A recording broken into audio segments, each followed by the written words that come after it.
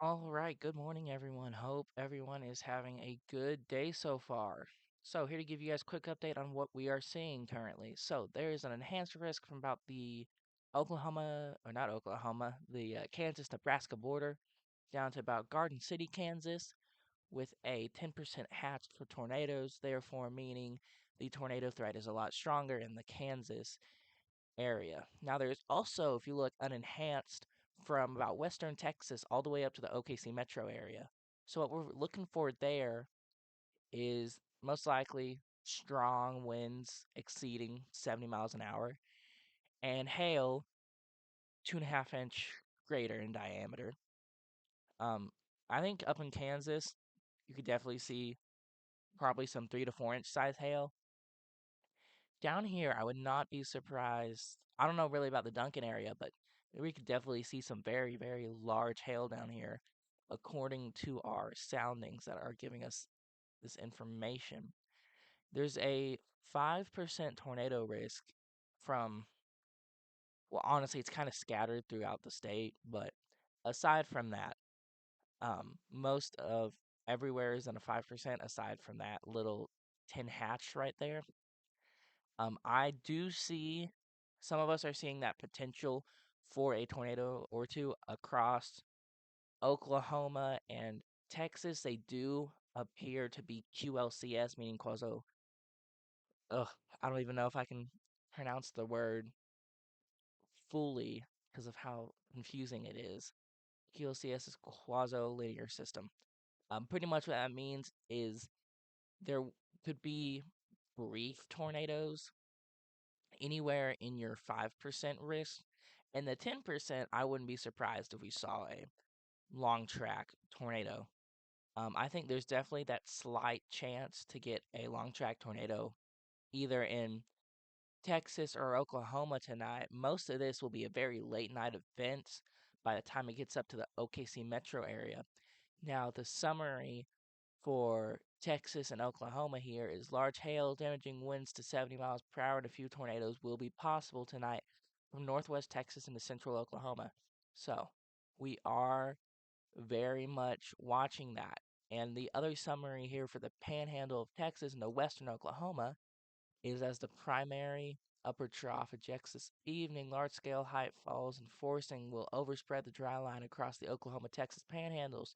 Forecast soundings show a persistent capping inversion along the dry line, and CAM guidance generally shows very isolated convection and convective initiation. Any storm that forms will pose a risk for all severe hazards, including very large hail. So, what it's saying here is our upper trough will eject through a large scale height falls and forcing will overspread the dry line. Forcing, that's going to be the storms along the dry line, and our trough's going to force that dry line, trying to get those storms to go up. But the main question is will the cap hold? Where it says capping inversion, right here. This means that there's there's a cap over it. It's stopping storms from going up, but it does appear to be a weak enough cap that it could break. Now, let me show you guys what our models are saying. We're going to start off with our NAM right here.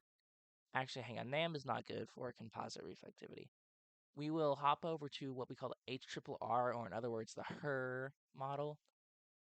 The HER model shows our dry line absolutely exploding, and of course, that main storm right there breaks right before it gets to Duncan. But the OKC metro area, definitely have your eyes and ears open tonight. Make sure you have your ways to receive warnings because it does look like it could be a very bumpy night for the OKC metro area and pretty much from northern to southern Oklahoma. Duncan area definitely could potentially be a little bit of a bumpy night. I think our main threat's probably going to be some hail. So right here you can see your temperatures by about almost 1 2 a.m. will be in the 70s, which is still pretty good with a dew point of 66, which is some pretty key tornado ingredients right there. Now I will I'm sorry, my mouse is acting up. Now I will. Switch models over here to the RRFSA, in other words, Rufus. So these little blue lines and streaks you're seeing, this is what we call crapvection, therefore, meaning early morning showers. Crapvection is not the actual scientific term, but that's what we all call it. This is just a line of storms that decided to go up last night that have moved through. So continuing on, you can kind of see some cells go up in the Kansas area. And we just kind of keep going on. It kind of looks like nothing's going to happen. And if you, these are just some more heavier rain showers, but if you kind of watch back over here, you can see it explode. This cell, the dry line starting to go off is what this line is right here. And it kind of dies, but then it gets its act back together. And not, Rufus is one of those models that can be accurate, but also sometimes cannot. And that's one of our hard parts about forecasting is trying to get these accurate models to give us what we want to see. So, according to Rufus, which is typically the most accurate, or is probably second place most accurate, definitely seems like it'd be a bumpy night for the Oklahoma City metro area there. And kind of tuning down back in here to Duncan, it shows most of the storms missing us, but we definitely are in a primed environment for a possible tornado. Most likely it'll be a weak spin up. Excuse me, nothing that bad. Definitely, if we can get a storm to maintain itself and come through here, I would definitely expect to see some rather large hail with that storm. Now, going on to what we call the NAM 3K, kind of speed it up here. You can see it shows that dry line breaking, that dry line punching through the state right there. See here, so your OKC metro area, what we call sounding, definitely looks like this really is not important at all. We want to focus on our supercell analogs and our hail analogs, along with our temperatures and dew points. And this doesn't make a lot of sense, and I'm not really going to try to go in depth on it. But really, what we are seeing is a 69 temperature with a 68 dew point.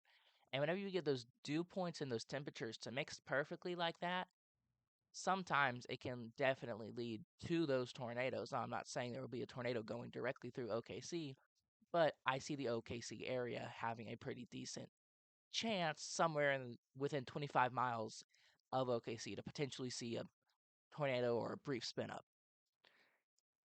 Now, continuing on here, sometimes I try to fix that, but it doesn't always work. So let's pull this back. Y'all, my mouse is not, it's not mousing tonight. Now, your Duncan sounding. Even this shows the main threat being large hail.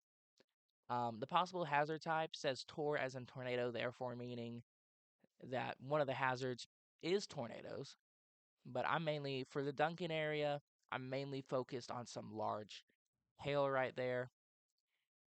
Along with, but definitely it's a 69 with a 68 temperature, so I would say maybe a brief spin up. And this blue line right here shows the cap breaking, which is both good and bad. It's good for us storm chasers because it means we get to see storms. It's bad for the public because it means, potential for tornadoes. Excuse me. But again, what we're looking at is a chance of long track violent tornadoes across Kansas and a brief spin up or tornado possible um, from the western Texas area to the OKC metro area. That's really all I got, and I'll keep you guys updated. Thanks for watching.